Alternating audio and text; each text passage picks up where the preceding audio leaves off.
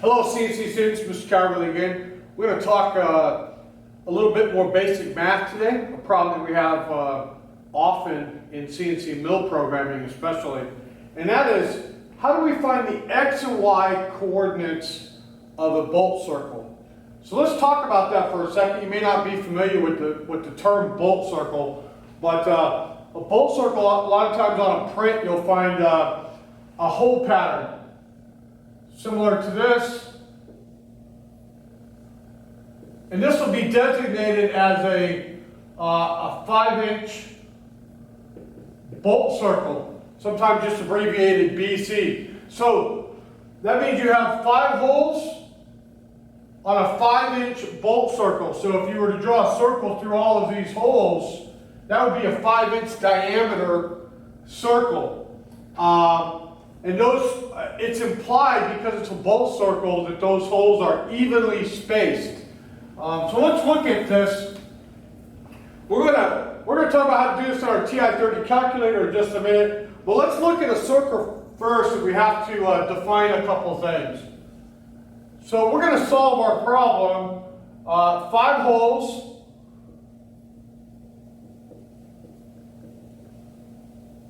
With a 5-inch bolt circle. So before we can solve this problem, we have to know a couple things about circles. One is these holes will all be equally spaced. That means they'll have the same angle between each one. We also have to know when we CNC program, we have to have a starting location. And always in CNC programming, even if you're using a polar coordinate method, the 0 degree position is at 3 o'clock. Okay? So we're going to draw our first hole here, right at 0. Okay, that's going to be our first hole. Our second hole will be somewhere up in here, right? Our third hole will be over here. Our fourth hole is somewhere over here. And our fifth hole is somewhere over here. But what angle are they? Well, as you know, there are 360 degrees in a circle. So if I have 5 holes between them, I can use my TI-30 calculator, simply do that math problem, 5 divided by 360, and you'll come out with 72 degrees apart. Okay? So, once we know that, we know 2 things. This one's at 72 degrees. This one's an additional 72 degrees away, so it's 144 degrees, and so on. 216 degrees, 288 degrees. This works for if it was 5 holes, 8 holes, 10 holes, you just divide the number of holes by 360 degrees. We also know that this is a 5-inch bolt circle. That means this diameter is 5 inches across. So we have a 5-inch diameter. But we also need to know the radius to solve this problem. So a 5-inch diameter is how much radius? That's correct, 2.5 inches. So the radius is 2.5 inches. At this point, we really have all the information that we need to know. So let's go over to our formula. This is one of our simple formulas we use in math. This is the only 2 you need to know. And what we're trying to find is an x. So this is our x-axis going this way. This is our y-axis headed this way. So to find from the center of this hole to this position is what is our x. Let's go ahead and number these. 1, 2, 3, 4, and 5. So hole number 1, what's its x position? Well, it is a positive x, 2.5 inches, and a y, 0. Right? We haven't come off the y-axis, that's a 0. And then with a radius over.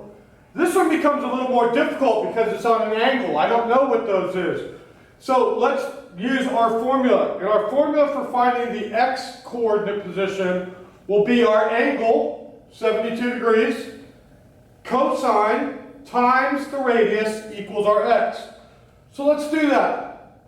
72 degrees, cosine times The radius is 2.5 equals the x-axis coordinate. So our x-coordinate for hole number 2 is 0.773 inches in x.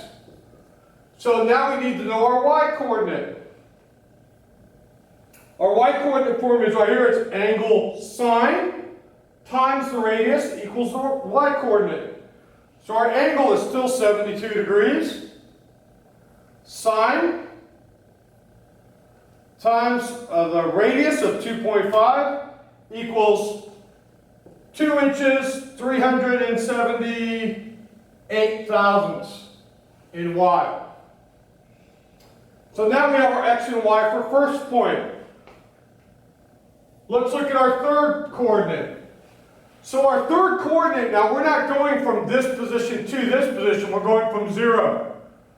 So our x-axis will be 144 cosine times 2.5 equals a negative, that's an x negative 2.022.